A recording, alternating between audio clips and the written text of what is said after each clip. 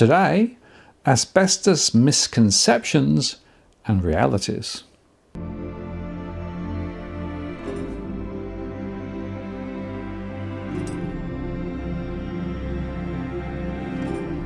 Hello again, I'm Martin North from Digital Finance Analytics and Asbestos Awareness Australia. In today's show, I want to start with a quote from a 2018 article from Australia's ongoing legacy of asbestos. The quote says, "The asbestos ban in 2003 in Australia was a significant victory for the trade union movement, but unfortunately represented a story of the lack of political will by governments at federal and state level to act in the health interests of their community." Our survey of more than 43,000 Australian households found that knowledge about the following basic facts is very poor. That the level of exposure to asbestos that is dangerous, the period of exposure to asbestos that is dangerous, the deadliness of exposure to asbestos, and the annual death count from asbestos-related diseases in Australia. Most Australian households have not been properly warned about the risks and impacts of legacy asbestos.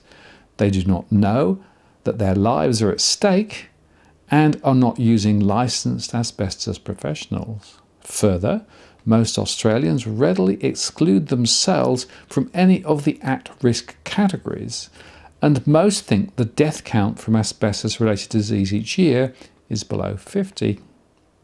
Overall, the survey findings are consistent with inadequate public information, education and warnings in Australia on asbestos threats and consequences. Our broader research points to long-standing key messages that have been promulgated by James Hardie Industries Ltd, James Hardie, and CSR Ltd, CSR, and the federal and state governments in Australia to downplay the risks of asbestos exposure outside of workplaces and to mask the scale of deaths from asbestos-related diseases. Messages that are commonly portrayed within official and public health sources in Australia include the following. First, instances of mesothelioma and other asbestos-related diseases are rare and have peaked. Second, the number of historical deaths from asbestos-related diseases are uncertain. Third, public health messaging on asbestos risks should be disseminated on a limited basis so as not to scare the community. Fourth, current cases of asbestos-related disease result from historical settings that no longer exist. 5. The risks of asbestos-related disease are largely confined to working-class older men. 6. Asbestos-related diseases require or usually involve intense exposure over long periods. 7. The risks of asbestos-related diseases are largely confined to people with occupational exposure to asbestos. 8. Much of the exposure of the Australian population to asbestos and the comparative incidental exposure levels used in scientific modelling is caused by naturally occurring asbestos. 9. Legacy asbestos products that are bonded or encased are safe and are best left in position. And 10. It's safer to manage than to remove in situ asbestos. Now, in this show, we discuss the first 8 of those messages. The last 2 claims are more complex, and we'll discuss those in a later show. We ultimately categorize these messages as misconceptions or half-truths because they are incomplete and misleading when not conveyed in proper context. At this point, you're probably asking why these misconceptions are still commonly used. Well, public and unequivocal acknowledgement by the industry and the federal and state governments of the continuing risks of legacy asbestos in homes and the associated deaths arising from exposure to asbestos outside of workplace settings would have serious repercussions. Such public recognition of the asbestos crisis would bring asbestos concerns to the forefront of the public mind. The rational response by many community groups would then be to expect the federal and state governments to take further actions to reduce the possible deaths from asbestos-related diseases and other societal harms, including the initiation of public health campaigns and warnings, legal reforms to protect homeowners, occupants and tenants, concrete plans to eradicate asbestos from buildings with asbestos in them, including government, commercial and residential properties. However, reforms around the control and handling of asbestos in the residential sector are highly sensitive, both financially and politically. The residential sector in Australia is a crucial segment of the Australian economy, and home prices are a significant contributor to consumer confidence levels. Debates concerning asbestos eradication programs are also fiercely resisted within policy circles for financial and political reasons. These programs are costly and require upfront investment. As such, these steps will only occur when the relevant administrators are willing to openly acknowledge the risks and human impacts of legacy asbestos across Australia, especially in homes. To avoid these difficult financial and political decisions, the present federal and state governments and others prefer to categorise asbestos issues as low priority. To achieve this objective, they continue to use misconceptions or half-truths to convince the public that the general risk of exposure to legacy asbestos outside of workplaces is low. Second, the number of deaths from asbestos-related diseases caused by exposure in normal workplace settings is tiny. Now, we conclude that the overall pictures conveyed in these and similar public communications are inaccurate and unsound from a public health perspective because, first, they do not fully or fairly reflect available scientific evidence. They fail to encompass or explain thousands of deaths from asbestos-related diseases in Australia. They result in public health risk management frameworks that are minimalistic and highly complacent given the lives lost and those still at stake. And existing policy health warnings are barely distributed, heavily qualified and largely ineffective. Most Australians lack basic knowledge about the dangers and impacts of legacy asbestos, and thousands more Australians will likely die following exposure to legacy asbestos. So now let's consider the 8 highlighted misconceptions or half-truths in turn. The first is that the instances of mesothelioma and other asbestos-related illnesses are rare and have peaked, and that the number of historical deaths from asbestos-related diseases are uncertain. McCulloch and Tweedle confirmed that internal memos from the Asbestos Information Committee, which was a body established by the asbestos industry to handle publicity and lobbying in the United States, recommended use of the following message at press conferences and on television in the 1970s. Asbestos-related disease is rare, the public is not at risk and proper controls have been introduced. 50 years on, mesothelioma and other asbestos-related diseases are still commonly described as rare by Australian policymakers and health bodies. A guide from a health committee of the federal government entitled Asbestos, a guide for householders and the general public from February 2013 described mesothelioma as a rare form of cancer, with 90% of patients having a confirmed history of significant exposure. The 2018 Australian Mesothelioma Registry, the AMR report, describes mesothelioma as rare and aggressive. And the Health Risks webpage of the Asbestos Safety and Eradication Agency states that mesothelioma is a rare type of fast-growing cancer that is almost always caused by exposure to asbestos. When medical experts and officials use the term rare, they are generally referring to the incident rate of a disease across the population, with a rare cancer defined as an incidence of fewer than 6 cases per 100,000 persons. The problem with this form of description or analysis is that it does not consider the morbidity and mortality rates of a disease. Our researchers examined academic sources, the Safe Work Australia website, asbestos-related websites and other public health material for evidence on the death counts from asbestos-related diseases. The only official source that attempts to estimate the historical death counts from asbestos-related diseases is the Asbestos Management Review Report. And further, the single official source that discusses the ongoing deaths from asbestos-related diseases is the Asbestos Safety and Eradication Agency, the ASEA, with its safety webpage highlighting estimated annual fatalities of 4,000. Our research suggests that the asbestos industry and its supporters have done their utmost to hide or suppress the death counts from asbestos-related deaths within public forums in Australia for many decades. For example, Peacock cites Dr. McCulloch, a prior employee of James Hardie, telling a state public health official in 1968 that it helps no one to go on accumulating dubious statistics of death.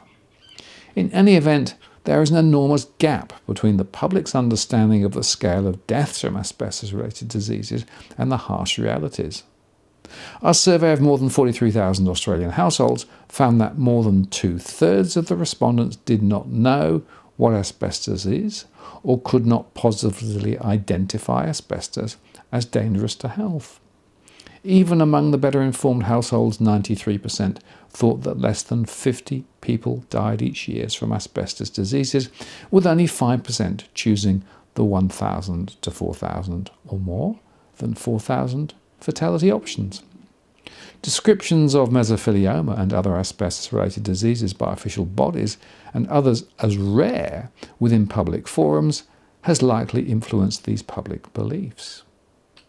Continued descriptions of mesothelioma and asbestos-related diseases as rare within the Public Health Guide in Australia may further serve to justify low-level policy responses, with the expectation that the death counts will quietly ebb away.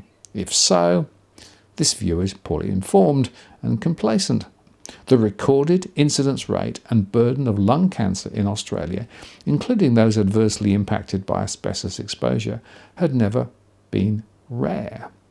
And as medical research has confirmed in 2003, mesothelioma is no longer a rare disease in Australia. Looking back, scholarly sources suggest total fatalities in Australia from asbestos-related disease from 1945 to the end of 2019 are between 60,000 and 152,000. This estimated death count is already close to or exceeding the fatalities of Australians during all prior wars. So victims of preventable asbestos diseases have been dying in Australia for decades with minimal policy and public acknowledgement and response. Importantly, the death counts from asbestos-related diseases over the last 20 years have consistently exceeded prior projections. When policymakers, researchers and others assumed a declining number of deaths, asbestos-related diseases going forward, they typically assume, first, that the Australian community is well informed and will or can proactively avoid risky exposure to a legacy asbestos. Second, that legacy or in situ asbestos has been or will be removed. Third, that tighter regulation will ensue. Our research suggests evidence to support these assumptions is minimal to non-existent. Let's put the deaths from asbestos-related diseases into perspective. The ASEA estimates of 4,000 deaths per annum in Australia. That's 77 fatalities per week, or 11 deaths a day. Annual fatalities from mesothelioma alone accounts for more than 800 deaths per year, which well exceeds or is close to the death rates stemming from other areas of public health risk. For example, the number of accidental workplace fatalities in any given year in Australia is around 250. The number of people who died from AIDS at the peak of this epidemic in the early 1990s was around 1,000, and the number of deaths from COVID-19 in Australia during 2020 was 906. The annual deaths from these illnesses or events are less than or close to the number of mesothelioma deaths each year and are well below the estimated total deaths from asbestos-related diseases. However, no website or officials describe these comparative events or deaths as rare. Instead, public health warnings and systems to mitigate those risks were or are extensive. We urge everybody to stop describing asbestos-related diseases as rare and to instead highlight the actual or estimated number of deaths past and present from these cruel diseases. So the third misconception is that public health messaging on asbestos risks should be disseminated on a limited basis so as not to scare the community. The asbestos industry developed strategies in the 1960s to limit its liability to members of the public who had been or would be exposed to its products. Members of the industry association were told to advise the public that asbestos cement products in place and under normal use present no known health risk to the user or to the general public. Leaflets were to be distributed, but not too widely for fear that they would scare the hell out of everybody. Today, the guide from a health committee of the federal government entitled Asbestos, a Guide for Householders and the General Public from February 2013, is read only by those who proactively search for and locate it online. The content of this public health guidance is out of date, lacks proper context, such as the gravity and magnitude of harms involved, and omits the sources and the names of experts that it relies upon. Our research suggests this leaflet is unlikely to persuade people to seek assistance from licensed asbestos professionals. The primary purpose of this guide seems to be to reassure the public that under normal conditions, asbestos in place poses only very low or low risk to householders. Now, there have been no large-scale public health campaigns on the dangers of asbestos in Australia.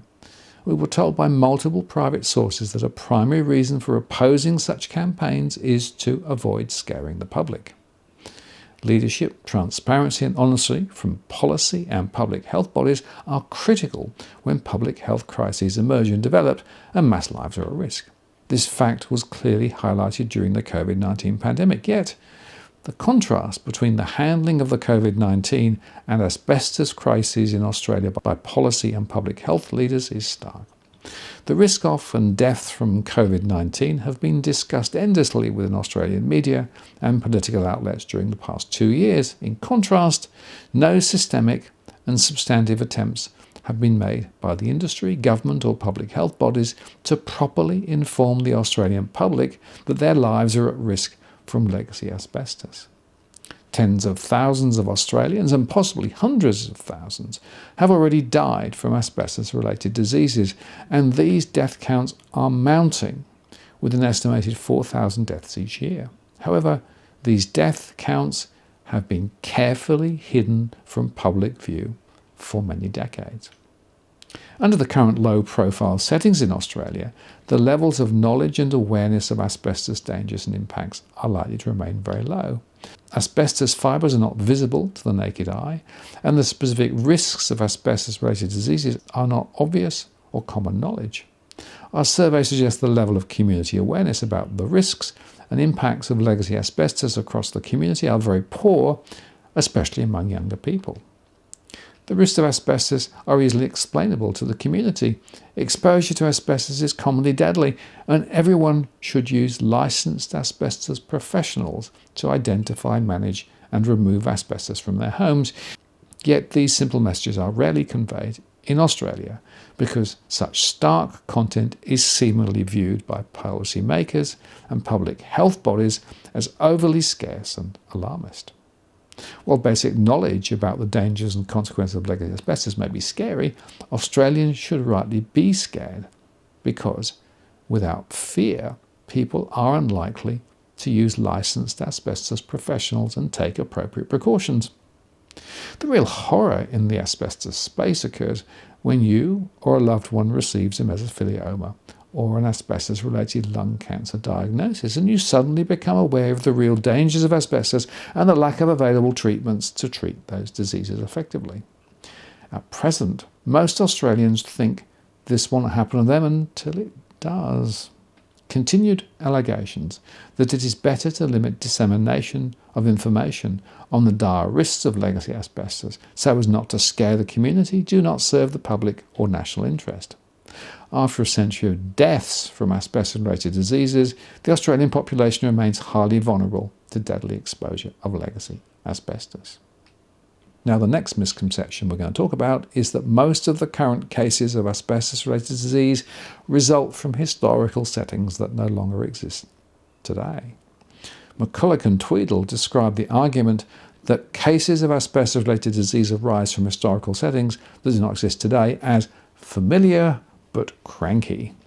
Such claims are long-standing. For example, the 1978 annual report of John Manville Corporation, a large producer of asbestos materials in the United States, indicated that the rising incidence and mortality from asbestos-related diseases was attributable to old conditions and the result of exposures 40 years ago. Similarly, a statement in the AMR 2019 report published by the Australian Institute of Health and Welfare indicates that a majority of the present-day mesothelioma deaths are likely related to historical occupational exposures when different regulations and practices were in place.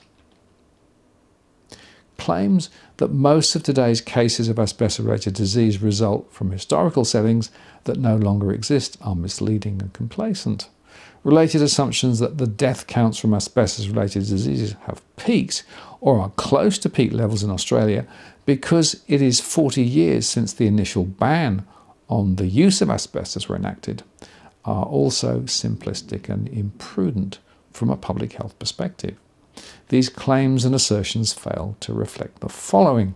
First, the majority of the successful mesothelioma claims in Australia submitted through the Asbestos Injuries Compensation Fund, the AICF, from 2008 to 2019 were linked to home renovations. Secondly, the absence of regulation governing the control and handling of asbestos in residential properties beyond workplaces. Now, the next misconception we're going to talk about is that the risks of asbestos-related diseases are commonly confined to working-class older men.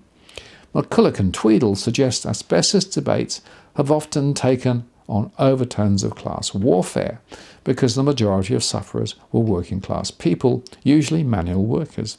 The traditional sufferer profile includes the following factors: a lower socioeconomic background, a male gender, occupational exposure, and a long latency period between exposure and diagnosis. In line with this traditional profile, our household survey found that most Australians connect asbestos-related disease to old men who worked in mines or factories for long periods, as epitomised by Bernie Banton. That is, many households believe the dangers of asbestos are limited to a small class of people, namely working-class older men, and the risk of asbestos exposure for the rest of the general population is very low. These narrow perceptions or views are dangerous and are leading to policy and public complacency.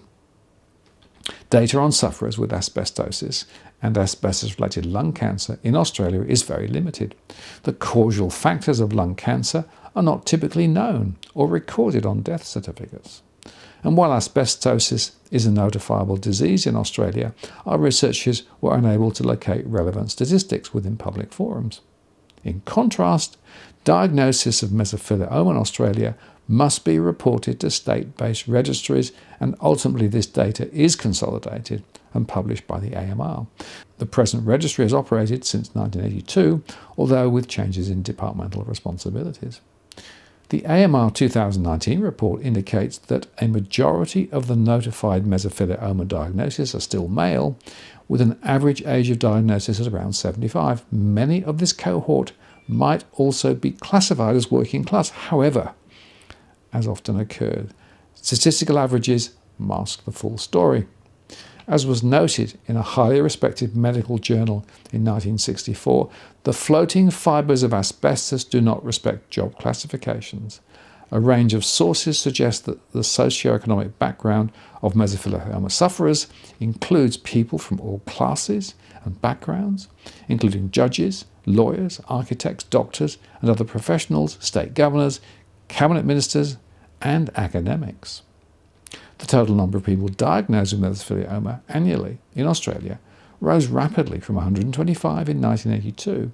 The rate stabilised at around 700 to 800 from 2012 to 2019, but increased again in 2020, reaching a record estimated level of diagnoses of 834. These statistics include diagnoses in sufferers from 19 to 101 years of age. And they also include substantive increases in the number of female cases since 2010, with a record 185 estimated diagnoses in 2020. Multiple data sources indicate that females and people younger than 75 have died and are still dying from mesothelioma, as well as from other asbestos-related diseases in Australia. More broadly, international medical sources record the deaths of teenagers from mesothelioma, including a 14-year-old boy. Hence, any notion that all sufferers of asbestos-related disease in Australia are working class, male, old, and likely to be of the same political persuasion are misleading.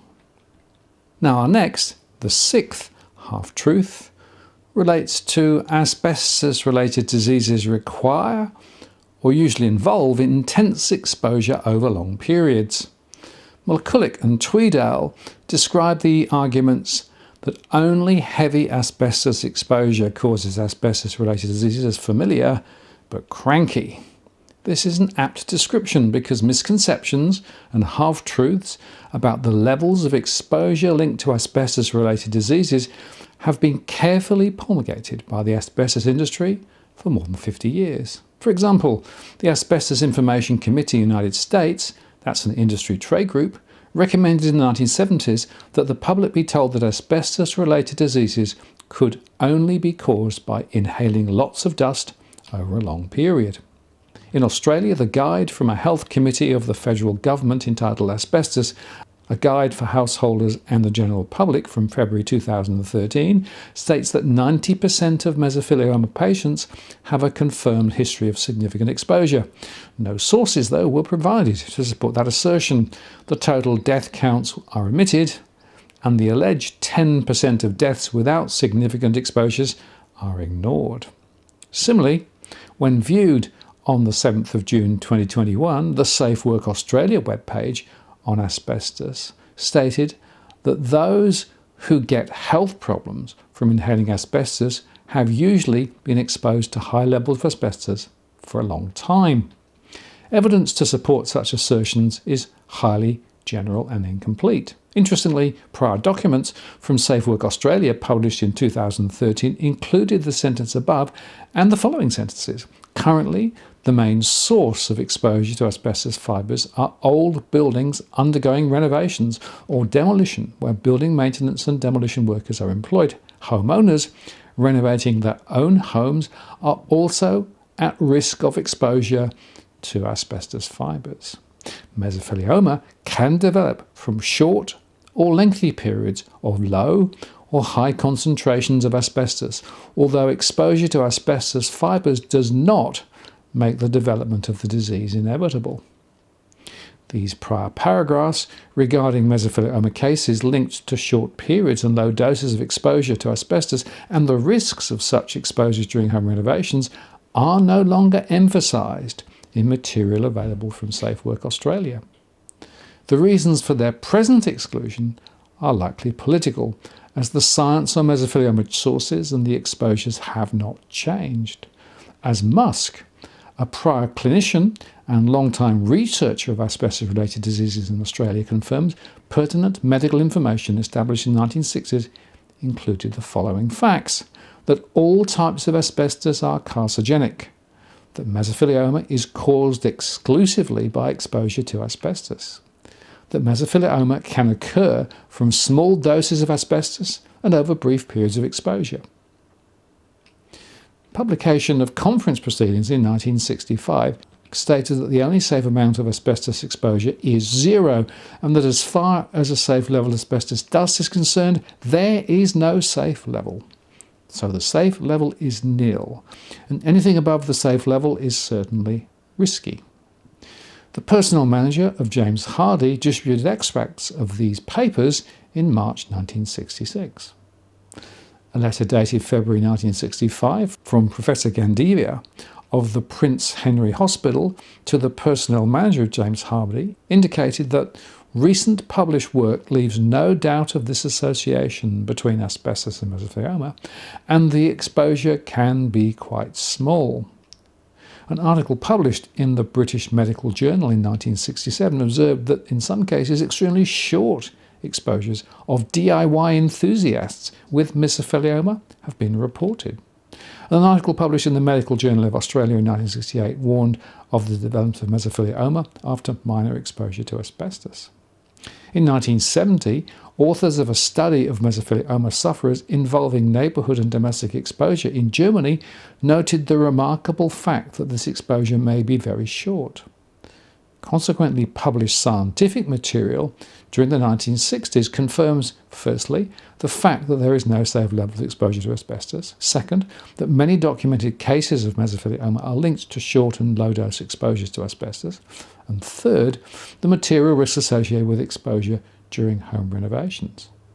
But as Lee and Driscoll, both medical researchers, note, there is still a reluctance to recognise the causal significance of low occupational and non-occupational exposures and a tendency to ignore or discredit the warnings of scientists. In a seminal legal case in 2020, Amico Proprietary Limited versus Werfel, known as the Werfel case, the Supreme Court of South Australia concluded, after reviewing the medical evidence submitted by both sides, that warnings that emphasise the risks of high concentrations of asbestos dust must be contrasted with published scientific consensus that the contraction of mesothelioma is not necessarily dose-related. James Hardie sought leave to appeal this decision to the High Court, but this application was denied. The harsh realities of a mesothelioma diagnosis were succinctly and accurately described in the Jackson Report. Mesothelioma is especially insidious. Very slight exposure to asbestos fibres may cause it, and the course of the disease is most often short, very painful and fatal. Official communications which claim that asbestos-related diseases require or usually involve intense exposure over long periods lack supporting scientific evidence and are insidious and highly damaging. First, such claims seek to discount the hundreds if not thousands of deaths in Australia from mesothelioma linked to brief periods of exposure. And more importantly, this official messaging poses the greatest barrier to building proper community awareness of the dangers of exposure to asbestos.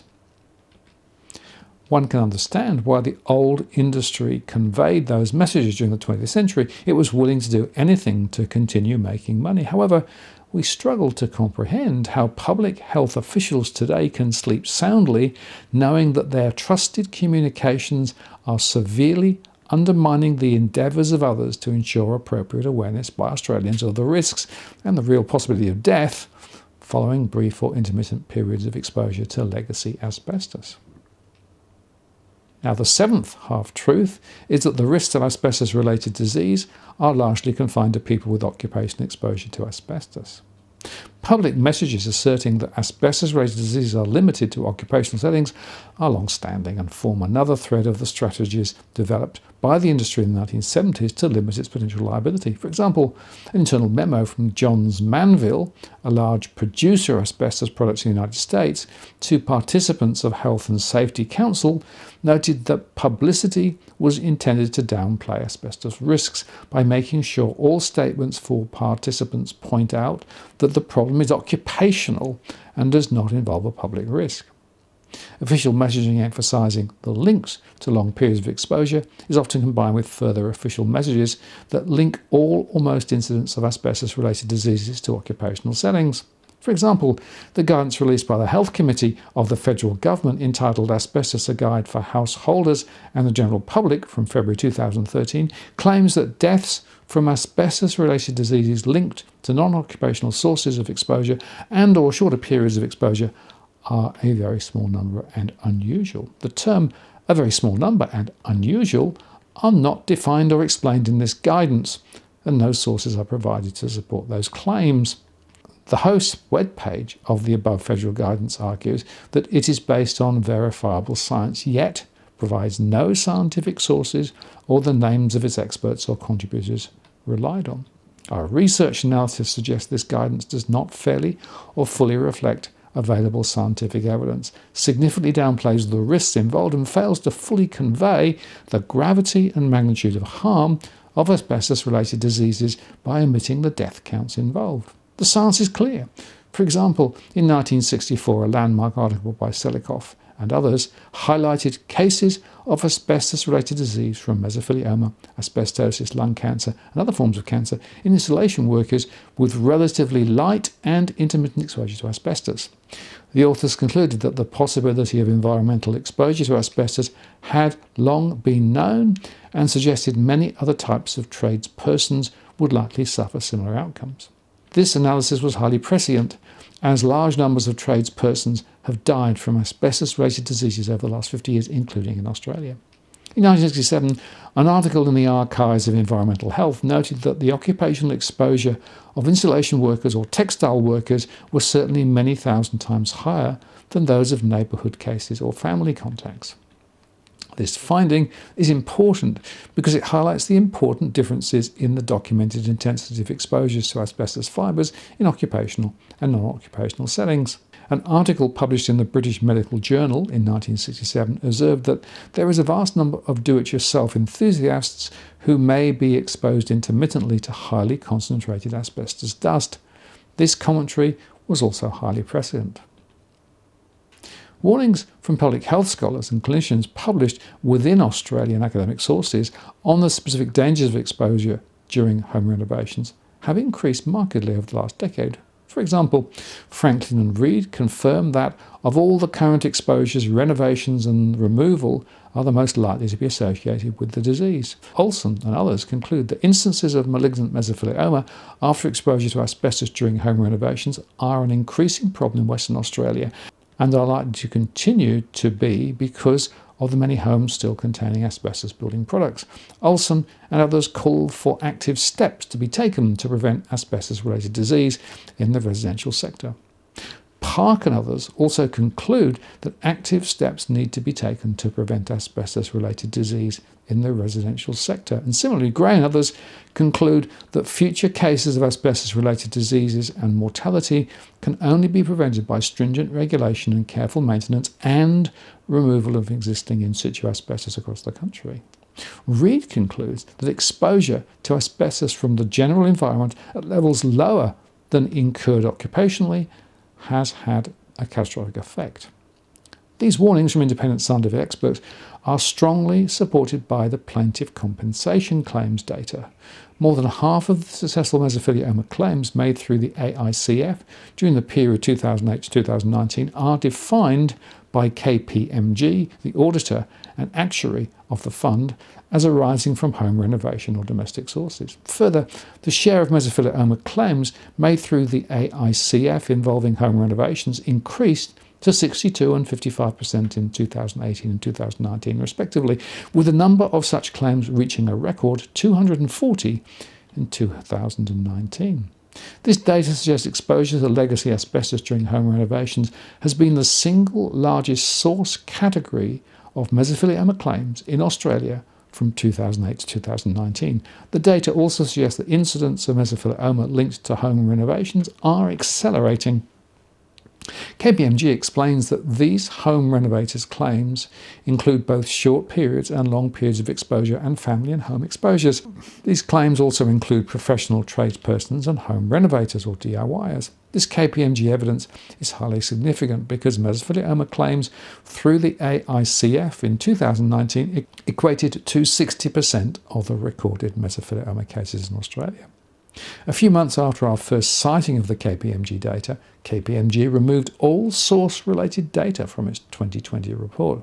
We posit that this outcome arose following pressure from other commercial and political interests. In any event, the fact that KPMG may not publish information regarding the sources of future claims does not change the clear patterns reflected in its datasets for more than 12 years. KPMG cannot retrospectively alter its prior reports, and the critical data included within these reports still stands. Moneyed interests may argue that plaintiffs making claims through the AICF will say anything to obtain compensation. However, the burden of proof rests with plaintiffs in negligence cases, and the legal thresholds to obtain compensation are robustly contested and ultimately rely on the balance of probabilities of the evidence presented. Many cases involving asbestos-related diseases do not proceed because the plaintiff cannot satisfy the legal thresholds. Further, if one side believes the evidence is insufficient and is unwilling to settle, the case may end up in court. A good example of this is the Werfel case.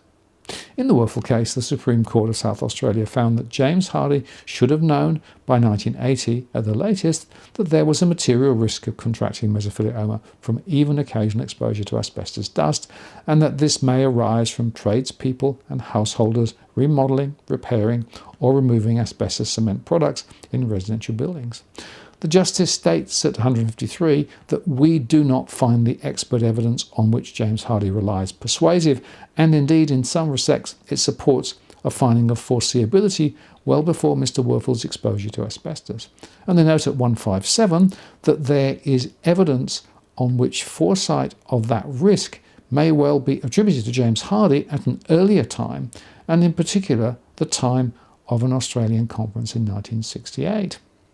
Notably, the same scientific evidence that the Supreme Court of South Australia suggests ought to have made James Hardie aware of the risks of even occasional exposure to asbestos dust by tradespersons and householders when engaging in home renovations was also available to the public health bodies and governments in Australia. In other words, policymakers and public health bodies should have been aware of the specific risks of harmful exposure to asbestos in non-occupational settings, including during home renovations by 1980 at the latest, and possibly as early as 1960s.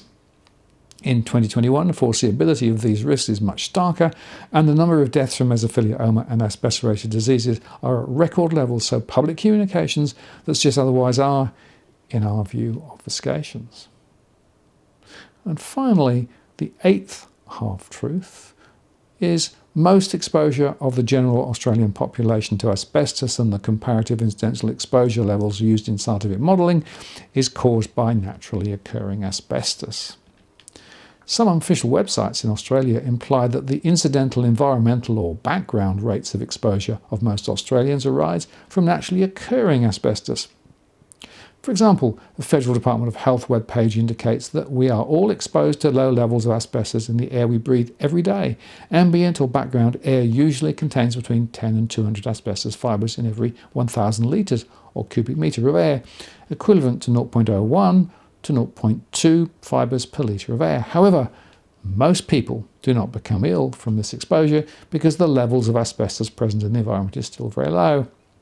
Similarly, the Asbestos Safety and Eradication Agency, the ASEA website, notes that background levels of asbestos, levels that occur naturally, are present in the air, and another phrase sometimes used is that asbestos in the air is ubiquitous. The above statements seemingly imply or infer that first, the air we breathe in Australia contains asbestos that is naturally occurring and that is unrelated to corporate activities involving the mining of asbestos or the manufacture of products containing asbestos. And second, the background or incidental rates of exposure to asbestos across the population stem from naturally occurring asbestos that is unrelated to corporate activities involving the mining of asbestos or the manufacture of products containing asbestos. And third, significant incidents of asbestos-related disease and deaths in Australia arise from natural occurring asbestos. We're not aware of scientific or other evidence to confirm those inferences. While asbestos is a naturally occurring material, the range of locations across Australia where it's present underground is very limited. Further, this underground material only poses a risk to human health in its natural form when removed, disturbed or mined.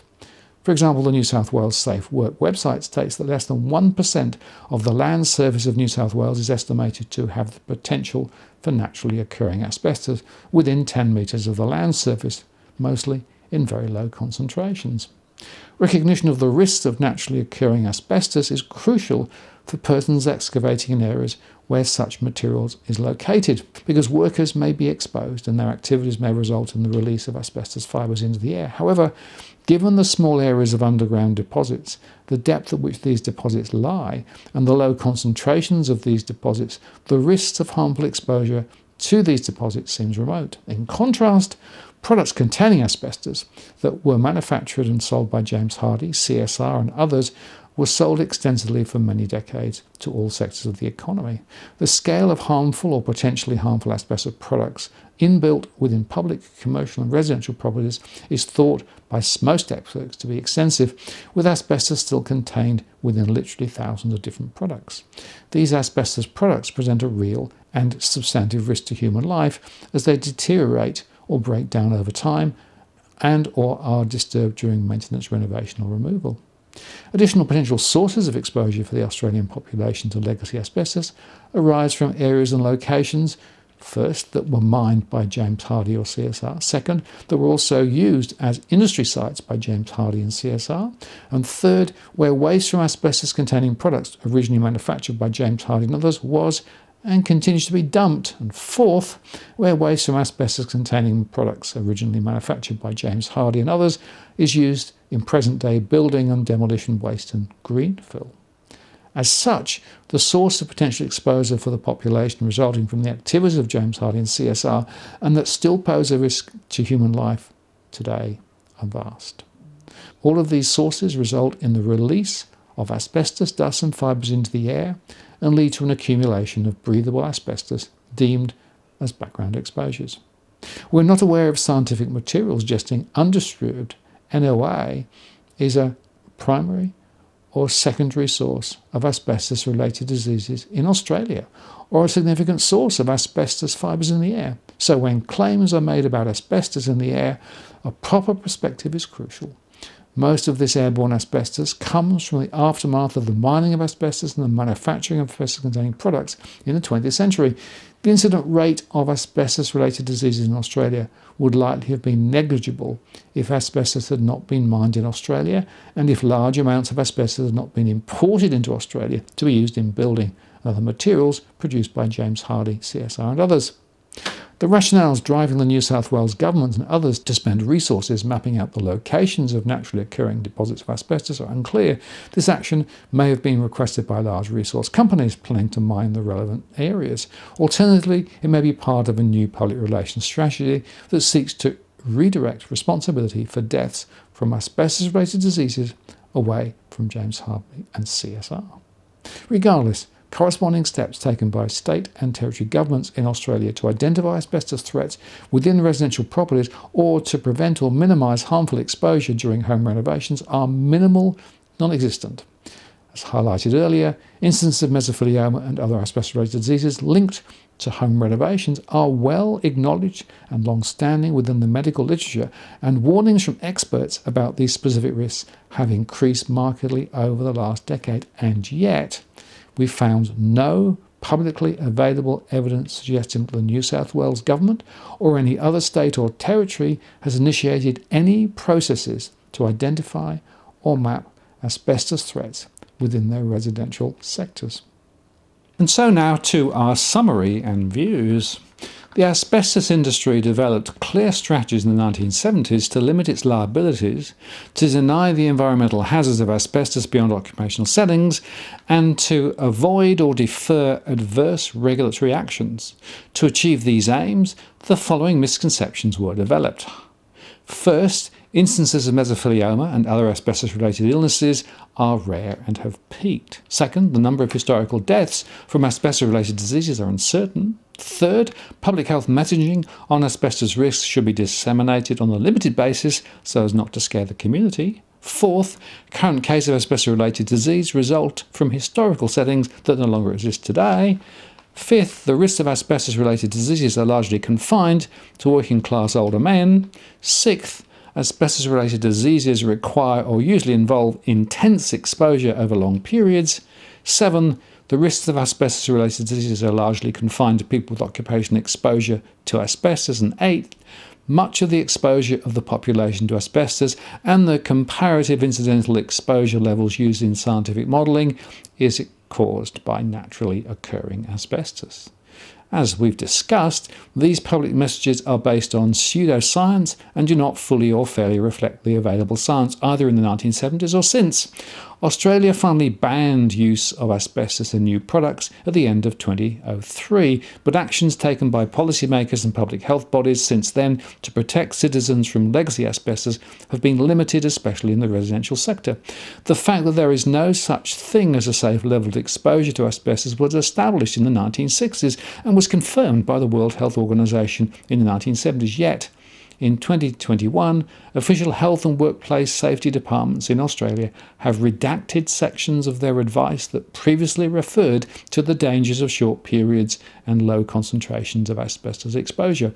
Moreover, present warnings provided to householders on the risks and impacts of legacy asbestos are poorly disseminated, out of date, and equivocal. For example, the guide from a health committee of the federal government entitled Asbestos, a guide for householders and the general public from February 2013, and other official messaging from Safe Work Australia, the Department of Health, and others generally categorise the risks of legacy asbestos in homes as relatively low or very low and seek to reassure the public. This guidance continues to state that asbestos-related diseases are rare and continue to emphasise the linkages to intense exposure over long periods in occupational settings. The scientific basis for these claims and assumptions are left unexplained, and the persons providing such advice are rarely identified. These messages do not properly reflect consensus science and do not adequately explain many of the deaths from asbestos-related diseases in Australia. So, history is repeating itself, and the cover-ups and misconceptions that were used in the 20th century are reoccurring in the 21st century. Public messaging in Australia is increasingly based on the old industry mantras developed in the 1960s and 70s, with a possible novel public relations strand that seeks to shift some of the responsibility for asbestos-related diseases to naturally occurring asbestos. Admittedly, the present official messaging has been remarkably effective and could be viewed as a triumph from a public relations perspective. More than two-thirds of the more than 43,000 Australian households surveyed did not know what asbestos is or could not positively identify as dangerous to health. Even among the better informed households, most thought that asbestos is only dangerous to health following intense exposure. Most believe that the most harmful consequences of a harmful asbestos exposure is lung disease, and most indicate that the number of Australians dying from asbestos-related diseases each year is less than 50. These outcomes raise grave questions concerning the transparency and the efforts of the industry, the federal and state governments, local councils, scholars, and the media to acknowledge and explain the facts of the asbestos crisis, including the mass death counts, the real and substantive threats of legacy asbestos, and the public health and safety options to save lives. The evidence reviewed suggests that the asbestos industry, its supporters and officials are still carefully controlling public messaging on legacy asbestos risks and masking the scale of asbestos-related deaths from the community. In particular, moneyed interests who would be adversely impacted by tighter public health measures continue to pressure policy leaders and public health bodies to deny or suppress data that highlights the incidences of asbestos-related diseases linked to settings outside of workplaces. They do so in order to, first, avoid the cost and reputational damage from conducting public health campaigns and warnings, second, to avoid the repercussions of more stringent regulatory settings governing the control and handling within Australian homes, and third, to avoid the cost of removal of legacy asbestos from public and commercial properties and infrastructure. The temptations for policy leaders and others when dealing with large-scale contentious issues such as asbestos are to hide the issues, to defer action, to distract attention elsewhere, and or to pass the costs and responsibilities to somebody else. All these strategies have been used in the asbestos space for more than a century and will likely be used for generations to come unless the public uses its voice. Within this environment, Australian citizens are highly vulnerable and will continue to die senselessly without being appropriately warned, without taking any precautions, and without proper and prudent acknowledgement from James Hardie, CSR, the public health sector, or any level of government. The value of unequivocal and highly public warnings by the industry or public health bodies about the grave risks of legacy asbestos, including the risk of death from occasional exposure during home renovations, should not be underestimated. If such warnings were given by public health bodies, others would be less hesitant and guarded about speaking out on asbestos risks and deaths. Proper debates on the most appropriate policy in public settings to save the most lives from asbestos-related diseases could then progress.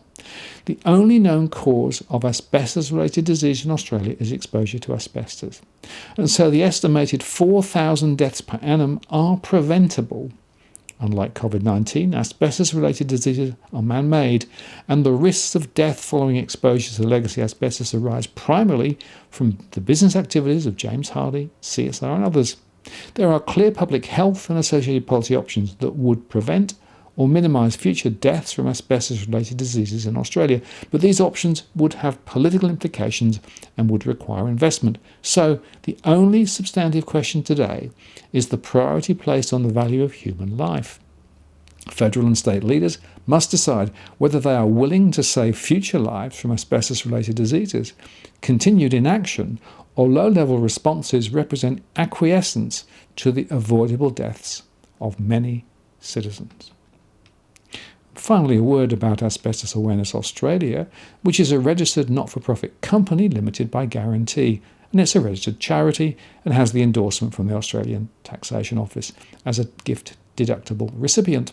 The company was set up to enhance public awareness and knowledge of the dangers of asbestos threats, to promote measures and policies that prevent or minimise the harms from asbestos-related diseases, and to achieve these objectives, the company provides public access to widely sourced information on asbestos risks and impacts, including the associated medical, legal and political debates. I'm Martin North from Asbestos Awareness Australia. Thanks for watching, and I'll see you again next time.